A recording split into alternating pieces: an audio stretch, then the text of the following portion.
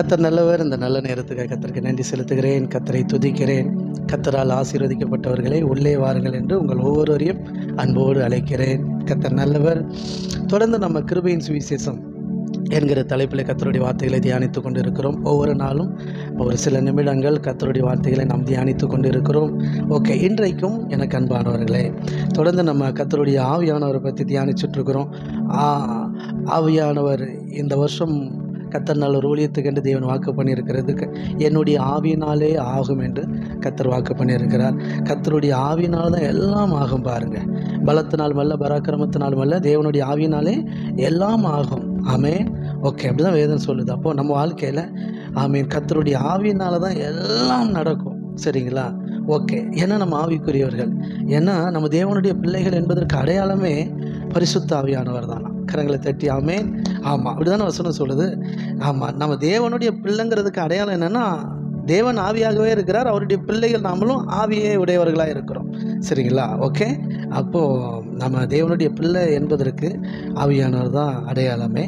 பாருங்கள், நாம் தேவன் தங்குகிற வாசஸ்தலம், தேவனுடைய ஆவியானவர் நமக்குள்ளே தங்கி இருக்கிறதா நம் தேவனுடைய ஆலயம் எனப்படுகிறோம். சரிங்களா?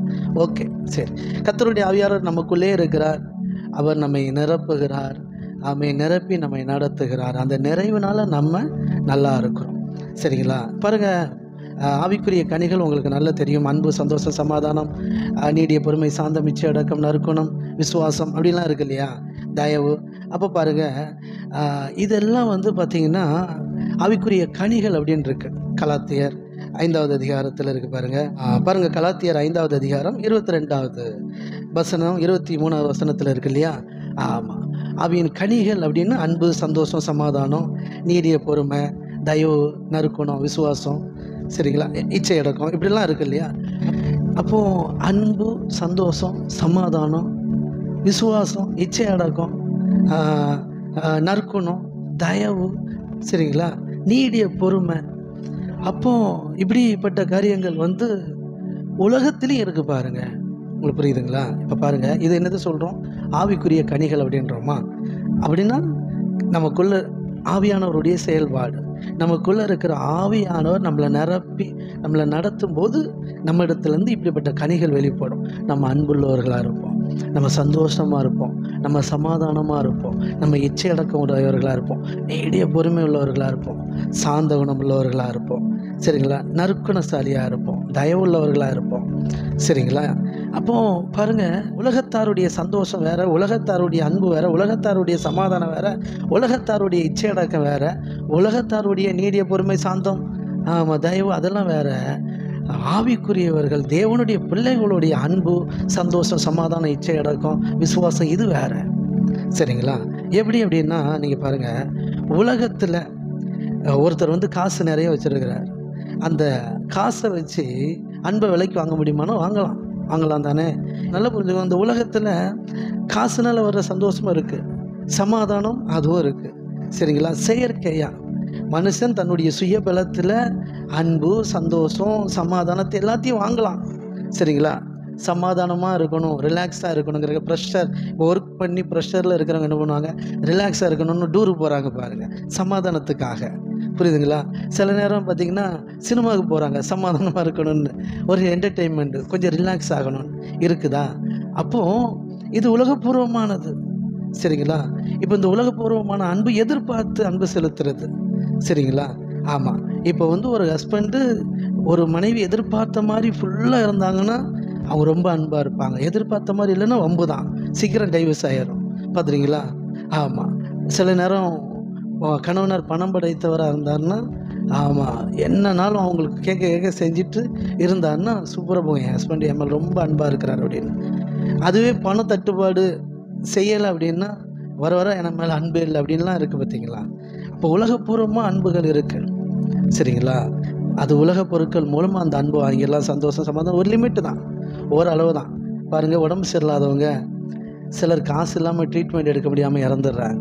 சிலர் பாருங்கள், வசதி படைச்சவங்க காசு இருக்குது, ட்ரீட்மெண்ட் எடுத்து சுகமாகி வந்துடுறாங்க. பார்த்துருக்கீங்களா? அப்படி இருக்கு இல்லையா? ஆனால் யாராக இருந்தாலும் சில நேரத்தில் ஒரு லிமிட்டு தான் பணம் வேலை செய்யும், ஒரு லிமிட்டு தான் ஆட்கள் பலம் வேலை செய்யும். அதுக்கு பிறகு கடவுள் தான் காப்பாற்றணுன்றாங்க. டாக்டரே சில நேரம் பாருங்கள், கடவுள் தான் உங்களை காப்பாற்றணுன்றதார். பார்த்துருக்கீங்களா? காசு கொடுத்து சுகத்தை பெற்றுக்கொள்ளலாமா? முடியும். பட் ஆனால் ஒரு லிமிட்டு தான். ஒரு கட்டத்துக்கு மேலே காசு கொடுத்து உயிரை காப்பாற்ற முடியவே முடியாது. புரியுதுங்களா? இதுதான் இந்த உலகப்பூர்வமான ஆசீர்வாதங்கள். இது உலகம் மூலமாக வரக்கூடியது, உலகம் மூலமாய் வரக்கூடியது. ஆனால் தேவன் மூலமாய் வரக்கூடியது. அது எப்படின்னா பரிசுத்த ஆவினால் உண்டாகிற ஆமேன் ஐஸ்வர்யங்கள், ஆமேன் ஆசீர்வாதங்கள். அதுதான் ஆவிக்குரிய கனிகள்.